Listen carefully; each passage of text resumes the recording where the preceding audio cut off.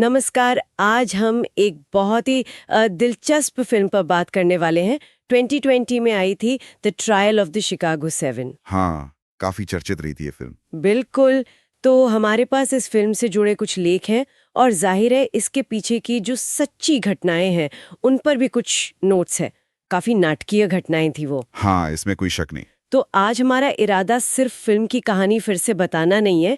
हम ये समझने की कोशिश करेंगे कि ये जो 1969 का मुकदमा था, ये अमेरिकी इतिहास में इतना अहम और विवादास्पद क्यों माना जाता है। सही बात है, ये सिर्फ एक कोर्टरूम ड्रामा से कहीं ज्यादा था। हाँ, मतलब ये उस वक्त के अमेरिका का एक आईना था, है ना। सवाल तो यही है कि शिकागो की सड़कों पर जो विरोध प्रदर्शन हुए वो कैसे एक ऐसे राष्ट्रीय मुकदमे में बदल गए जिसने पूरे देश को एक तरह से हिलाकर रख दिया था। चलिए इसी को समझने की कोशिश करते हैं। तो शुरू करते हैं उस समय के माहौल से। साल था 1968। हाँ, काफी उथल-पुथल का दौर था अमेरिका में। बिल्कुल। एक तो वियतनाम युद्ध वो बुरी तरह से चल रहा था और देश के अंदर ही उसके खिलाफ जबरदस्त गुस्सा था। और साथ साथ वो नस्लीय बराबरी का संघर्ष भी तेज हो रहा था, सिविल राइट्स मूवमेंट। हाँ, और राजनीतिक माहौल तो मतलब काफी अशांत था ही। और इसी सब के बीच शिकागो में डेमोक्रेटिक पार्टी का राष्ट्रीय सम्मेलन होना था, डीएनसी जिसे कहते हैं जी। और ये एक ऐसा मौका बन गया जब कई अलग अलग सोच वाले, अलग अलग पृष्ठभूमि के युद्ध विरोधी समूह एक साथ आ गए। हाँ, कई सारे ग्रुप्स थे। इनमें कुछ प्रमुख थे, जैसे Students for a Democratic Society, मतलब एसडीएस, जिसके नेता टॉम हैडन थे। फिल्म में एडी रेडमंड ने उनका रोल किया है। हाँ। फिर थी National Mobilization Committee to End the War in Vietnam, यानी मोबे। उसके एक लीडर थे डेविड डेलिंगर। फिल्म में जॉन कैरल लिंच ने निभाया है उनका किरदार। और हाँ, शायद सबसे ज्यादा जिनकी चर्चा होती है वो थे yippies, youth international party. Abbie Hoffman और जेरी रूबन। हाँ, साचा बैरन कोहेन और जेरेमी स्ट्रॉन्ग फिल्म में वो अपने मतलब एकदम अनोखे और नाटकीय विरोध के तरीकों के लिए जाने जाते थे। बिल्कुल, थिएटर जैसा था उनका विरोध। सही। और इनके अलावा ब्लैक पैंथर पार्टी के सह संस्थापक बॉबी सील, वो भी कुछ समय के लिए शिकागो में थे। हाँ, याह्या अब्दुल मतीन 2 ने उनका रोल किया है फिल्म में। लेकिन जैसा कि अक्सर होता है, इतने सारे लोग जब इकट्ठा होते हैं तो ये जमावड़ा सिर्फ शांतिपूर्ण नारों तक ही नहीं रहा। तनाव बढ़ गया। शिकागो पुलिस और प्रदर्शनकारियों के बीच काफी गंभीर और हिंसक झड़पें हुईं। हाँ, वो तस्वीरें काफी भयानक थी। और बस यहीं से कहानी ने एक बिल्कुल अलग, एक कानूनी मोड़ ले लिया। बिल्कुल, उन झड़पों के बाद सरकार की जो प्रतिक्रिया थी वो बहुत सख्त थी।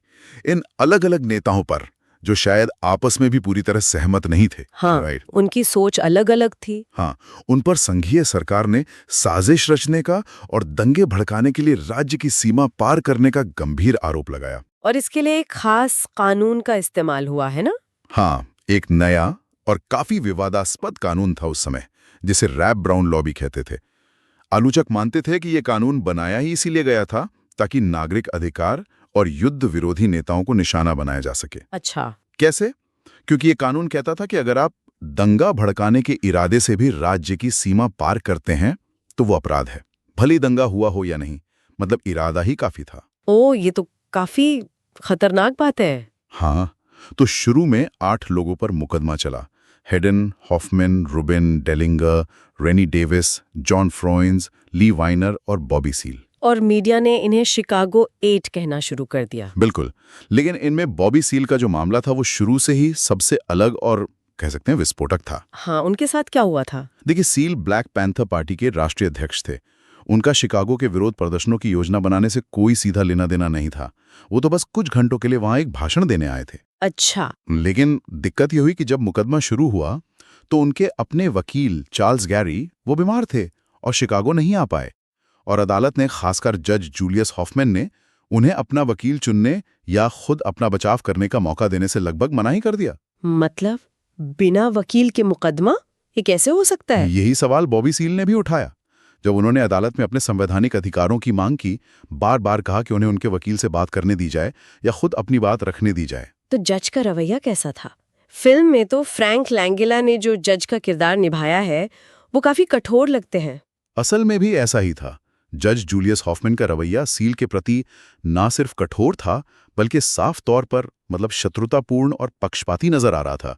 वो सील की कोई दलील सुनने को तैयार ही नहीं थे। और यहीं पर मामला इतना बिगड़ गया कि वो अमेरिकी न्याय के इतिहास का एक काफी शर्मनाक अध्याय बन गया।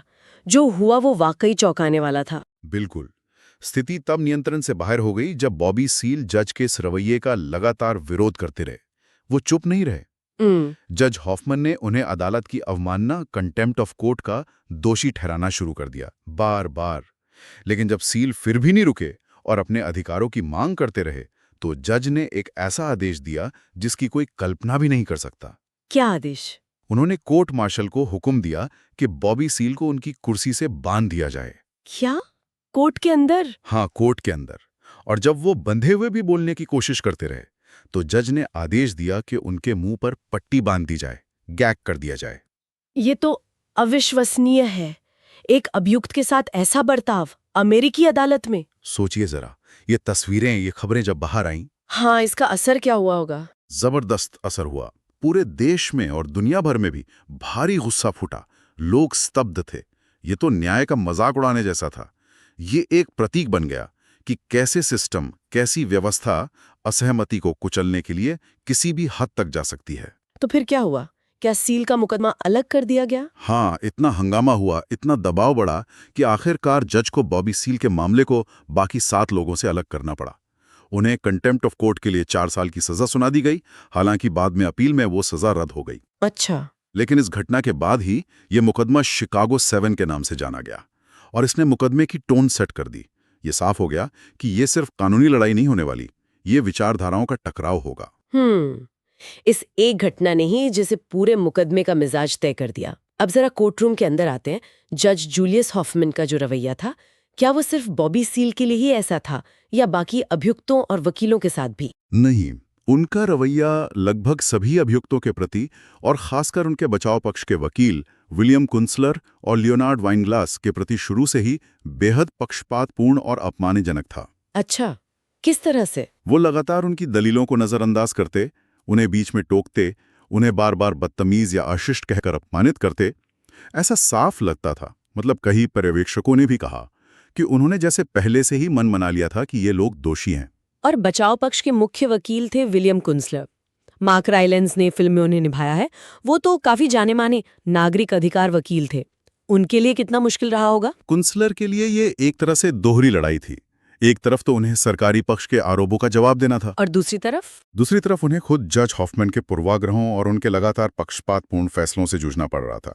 उनके और जज के बीच तीखी नोकझोंक, बहस, ये तो रोज की बात हो गई थी। कुंसलर बार बार जज के रवैये पर आपत्ति जताते, मिस ट्रायल की मांग करते, लेकिन उसका कोई खास असर नहीं होता था। और जो सरकारी वकील थे रिचर्ड शुल्ट्ज, जोसेफ गॉर्डन लेविट ने रोल किया है, क्या उन्हें ये सब ठीक लग रहा था, ये जो कुछ भी चल रहा था कोर्ट में? फिल्म में तो यही दिखाने की कोशिश की गई है और शायद असलियत में भी कुछ ऐसा ही था कि शुल्ट्ज खुद भी इस मुकदमे की राजनीतिक प्रकृति को समझ रहे थे। वो युवा थे, महत्वाकांक्षी थे, उन पर अपने सीनियर्स का दबाव था कि केस जीतना है। लेकिन साथ ही वो शायद न्याय प्रक्रिया का इस तरह से मजाक बनते देखकर, खासकर बॉबी सील वाले मामले और जज के खुले पक्षपात को देखकर अंदर ही अंदर असहज भी थे। एक नैतिक दुविधा उनके मन में भी चल रही होगी, ऐसा लगता है। किलो और जज की बात, लेकिन ये जो 7 अभियुक्त थे शिकागो 7, क्या वो सब एक ही जैसे थे? उनकी अपनी क्या सोच थी, क्या रणनीतियां थी इस मुकदमे को लेकर? नहीं, बिल्कुल नहीं। उनमें काफी मतभेद थे, खासकर इस बात पर कि इस मुकदमे का सामना कैसे किया जाए। जैसे ए.बी. हॉफमैन और जेरी रूबिन थे, ये पीज। हाँ। उनका तरीका तो बिल्कुल अलग था। वो तो पूरी व्यवस्था का, कोर्ट का मजाक उड़ा रहे थे। हाँ, वो तो फिल्म में भी दिखाते हैं कि वो कोर्ट में चुटकुले सुनाते थे, अजीब हरकतें करते थे। बिल्कुल। एक बार तो वो जज के पहनने वाले रोब जैसी पोशाक पहनकर कोर्ट आ गए। हाँ। उनका मानना था कि ये पूरा मुकदमा ही एक सर्कस है, एक मजाक है, इसलिए इसका जवाब भी उसी अंदाज में देना चाहिए। वो इसे पॉलिटिकल थिएटर की तरह देख रहे थे। तो क्या वो इसे गंभीरता से नहीं ले रहे थे? नहीं, गंभीरता से ले रहे थे, लेकिन उनका तरीका ये था कि सिस्टम इतना भ्रष्ट है कि उसके नियमों के अंदर रहकर लड़ने का कोई फायदा नहीं। इसे बाहर से तोड़ो, इसका मजाक उड़ाओ। और टॉम हेडन जो एसडीएस के थे, उनका रवैया ज्यादा पारंपरिक था, ज्यादा गंभीर। वो मानते थे कि उन्हें अपने राजनीतिक विचारों को गंभीरता से कोर्ट में रखना चाहिए, सिस्टम को अंदर से चुनौती देनी चाहिए। उन्हें हॉफमैन और रूबिन का तरीका पसंद नहीं था। नहीं, उन्हें लगता था कि ये सब बचकाना है और इससे उनका केस कमजोर हो रहा है। तो इन दोनों गुटों में हेडन और हॉफमैन के बीच रणनीति और विचारधारा को लेकर काफी तनाव था। फिल्म में भी ये तनाव दिखाया गया है। और डेविड डेलिंगर, वो तो जाने माने शांतिवादी थे, पैसिफिस्ट। हाँ, डेलिंगर का मामला शायद सबसे ज्यादा दुखद है। वो पूरी जिंदगी अहिंसा के रास्ते पर चले थे, लेकिन मुकदमे के दौरान जो लगातार अन्याय हो रहा था, जज का अपमानजनक व्यवहार, पूरी प्रक्रिया की जो निरर्थकता उन्हें दिख रही थी, उससे वो टूट गए। हाँ, वो इतने ज्यादा हताश और टूट गए कि एक क्षण ऐसा आया जब उन्होंने अपना आपा खो दिया और गुस्से में कोर्ट मार्शल यानी बेलीफ पर हाथ उठा दिया। ओह, एक शांतिवादी के लिए तो बहुत बड़ी बात हुई होगी। बहुत बड़ी बात। ये दिखाता है कि उस माहौल का दबाव कितना जबरदस्त था कि उसने एक ऐसे व्यक्ति को भी शारीरिक हिंसा के लिए उकसा दिया जिसने हमेशा उसका विरोध किया था। सिस्टम ने उन्हें तोड़ दिया था एक तरह से। ये वाकई दिखाता है कि हालात कितने असाधारण थे। अच्छा, मुकदमे के दौरान क्या कुछ ऐसी बातें भी सामने आईं जिन्होंने केस की दिशा बदली या सरकार के इरादों पर सवाल खड़े किए? कुछ खुलासे हुए? हाँ, कई चौंकाने वाली बातें सामने आई और ये बातें सरकारी पक्ष के केस को कमजोर कर रही थी। जैसे गवाही और दस्तावेजों से ये पता चला कि FBI और शिकागो पुलिस ने सिर्फ बाहर से निगरानी नहीं रखी की, उन्होंने प्रदर्शनकारी समूहों के अंदर अपने मुखबिर मतलब इन्फॉर्मेंट्स घुसाए हुए थे। अंदर ग्रुप्स के? हाँ। और कुछ मामलों में तो इन मुखबिरों पर खुद हिंसा भड़काने या उकसाने में भूमिका निभाने के आरोप भी लगे। अरे, तो फिर ये सवाल उठा होगा कि ये साजिश असल में रची किसने थी, अभियुक्तों ने या सरकारी एजेंटों ने? बिल्कुल, बचाव पक्ष का यही मुख्य तर्क था। उन्होंने ये भी साबित करने की कोशिश की कि शिकागो की सड़कों पर जो हिंसा हुई थी उसके लिए प्रदर्शनकारी उतने जिम्मेदार नहीं थे जितनी कि पुलिस की बर्बरता। हाँ, कई गवाहों ने बताया कि कैसे पुलिस ने बिना किसी उकसावे के लाठीचार्ज किया, आंसू गैस छोड़ी, लोगों को बेरहमी से पीटा, यहाँ तक कि बाद में एक सरकारी रिपोर्ट आई थी, वॉकर रिपोर्ट, उसने भी इसे पुलिस दंगा, पुलिस रायट कहा था। अच्छा, ये तो बड़ी बात है। इसके अलावा मुकदमे की कार्रवाई से ऐसे भी संकेत मिले कि सरकारी वकील सबूतों को शायद तोड़-मरोड़ कर पेश कर रहे थे। कुछ गवाहों को अभियुक्तों के खिलाफ गवाही देने के लिए तैयार किया गया था, ऐसा भी लगा। और बचाव पक्ष के गवाहों का क्या? बचाव पक्ष के गवाहों में तो जाने माने गायक, कवि, लेखक, कार्यकर्ता शामिल थे, जैसे Judy Collins, Norman Mailer, Allen Ginsberg. लेकिन सरकारी पक्ष और जज ने उन्हें अविश्वसनीय साबित करने की हर मुमकिन कोशिश की। यहाँ तक कि जूरी को प्रभावित करने की कोशिशों के भी आरोप लगे थे। तो ये सब देखकर क्या तस्वीर उभरती, क्या लगता है? ये सब मिलकर एक ऐसी कहानी कहते हैं जहां ऐसा लगता है कि सरकार, जो उस समय निक्सन प्रशासन था, वो अपनी नीतियों, खासकर वियतनाम युद्ध नीति का विरोध करने वाली आवाजों को दबाने के लिए पूरी तरह से कटिबद्ध थी। और इसके लिए न्याय प्रक्रिया का इस्तेमाल किया। हाँ, इसके लिए न सिर्फ एक विवादास्पद कानून का सहारा लिया गया, बल्कि पूरी न्याय प्रक्रिया को ही एक राजनीतिक हथियार की तरह इस्तेमाल किया गया। ये मुकदमा सिर्फ उन 7 लोगों के खिलाफ नहीं था, ये असल में एक पूरे युद्ध विरोधी आंदोलन पर, अभिव्यक्ति की स्वतंत्रता पर और असहमति जताने के अधिकार पर एक हमला था। इसी तनाव और टकराव के बीच फिल्म में और शायद असल मुकदमे में भी एक बहुत ही यादगार और भावनात्मक क्षण आता है। वो कौन सा था? हाँ, वो क्षण तब आता है जब मुकदमा लगभग खत्म होने वाला होता है। सजा सुनाए जाने से ठीक पहले अभियुक्तों को अपनी बात कहने का मौका दिया जाता है। तो जब टॉम हेडन की बारी आती है, वो खड़े होते हैं। जज हॉफमैन शायद उम्मीद कर रहे थे कि वो माफी मांगेंगे या कुछ सुलह की बात करेंगे, लेकिन हेडन ने कुछ और ही किया है ना? हाँ, हेडन ने अपनी जेब से एक लिस्ट निकाली और उन्होंने उन अमेरिकी सैनिकों के नाम पढ़ना शुरू कर दिया जो वियतनाम युद्ध में मारे गए थे। सारे नाम? नहीं, सिर्फ उन सैनिकों के नाम जो तब से मारे गए थे जब से ये मुकदमा शुरू हुआ था, और वो भी हजारों नाम थे। ओह, इसका क्या असर हुआ कोर्टरूम में? जबरदस्त असर हुआ। जैसे जैसे हेडन नाम पढ़ते गए, पहले कुछ लोग, फिर धीरे धीरे कोर्ट में मौजूद लगभग सभी दर्शक, वकील, पत्रकार, यहां तक कि कुछ सुरक्षाकर्मी भी, सब उन मारे गए सैनिकों के सम्मान में और हेडन के इस काम के समर्थन में खड़े होने लगे। जज क्या कर रहे थे? जज हॉफमैन चिल्लाते रहे, ऑर्डर ऑर्डर, उन्हें रोकने की कोशिश करते रहे, लेकिन हेडन पढ़ते रहे। और सबसे खास बात यह हुई कि सरकारी वकील रिचर्ड शोल्ट्स वो भी खड़े हो गए। सरकारी वकील भी? हाँ, ये एक तरह की मौन स्वीकृति थी, जैसे वो भी मान रहे हों कि हेडन ने इस मुकदमे को कानूनी दांवपेच से ऊपर उठाकर एक नैतिक, एक मानवीय धरातल पर पहुंचा दिया है। ये वाकई एक बहुत शक्तिशाली तरीका था अपना विरोध जताने का। इसने तो मुकदमे के मायने ही बदल दिए होंगे। निश्चित रूप से इसने कानूनी हार जीत के सवाल को पीछे छोड़ दिया और युद्ध की जो मानवीय कीमत थी, जो असल मुद्दा था, उसे सामने ला दिया। हिडन का ये काम सिर्फ एक बयान नहीं था, ये प्रतिरोध का, रेजिस्टेंस का एक अमर प्रतीक बन गया। तो अंत में फैसला क्या हुआ? क्या सजा हुई इन्हें? और फिर इस मुकदमे की विरासत क्या रही? फैसला काफी मिला-जुला और जटिल था, जैसा कि पूरा मुकदमा था। जूरी ने सभी 7 अभियुक्तों को साजिश रचने के मुख्य आरोप से तो बरी कर दिया। ये सरकारी पक्ष के लिए एक बड़ा झटका था। साजिश से भरी हो गए? हाँ, उस मुख्य आरोप से बरी हो गए। लेकिन 5 अभियुक्तों हेडन, हॉफमैन, रूबिन, डालिंगर और डेविस को व्यक्तिगत रूप से उस रैप ब्राउन कानून के तहत सीमा पार करके दंगा भड़काने के इरादे का दोषी पाया गया। अच्छा, 5 को दोषी पाया गया। हाँ। और बाकी 2 अभियुक्त जॉन फ्रॉइन्स और ली वाइनर, उन्हें सभी आरोपों से पूरी तरह बरी कर दिया गया। और वो जो कंटेम्प्ट ऑफ कोर्ट के आरोप जज लगा रहे थे? हाँ, वो अलग था। जज हॉफमैन ने मुकदमे के दौरान अभियुक्तों और उनके वकीलों, खासकर विलियम कुंसलर पर भी अदालत की अवमानना के ढेरों आरोप लगाकर उन्हें अलग अलग सजाएं सुनाई थी। कुछ तो बहुत लंबी सजाएं थीं। लेकिन क्या ये सजाएं और दोष सिद्धि बरकरार रहीं? मामला यहीं खत्म हो गया? नहीं, यहीं पे कहानी का एक और महत्वपूर्ण मोड़ आता है। बचाव पक्ष ने इन सभी फैसलों के खिलाफ अपील की। और अपील में क्या हुआ? और 1972 में एक ऊपरी अपील अदालत, 7th circuit court of appeals, ने लगभग सभी दोष सिद्धि के फैसलों को रद्द कर दिया, पूरी तरह से खारिज कर दिया। क्यों? क्या कारण बताया कोर्ट ने? अपील कोर्ट ने अपने फैसले में साफ साफ कहा कि मुकदमे के दौरान गंभीर कानूनी गलतियां हुई थीं। और सबसे बड़ी बात, उन्होंने जज जूलियस हॉफमैन के व्यवहार को बेहद पक्षपातपूर्ण पाया। कोर्ट ने कहा कि जज ने अभियुक्तों के प्रति खुली दुश्मनी दिखाई थी, जिसे निष्पक्ष सुनवाई संभव ही नहीं थी। मतलब जज का रवैया ही मुख्य कारण था? हाँ, वो एक बहुत बड़ा कारण था।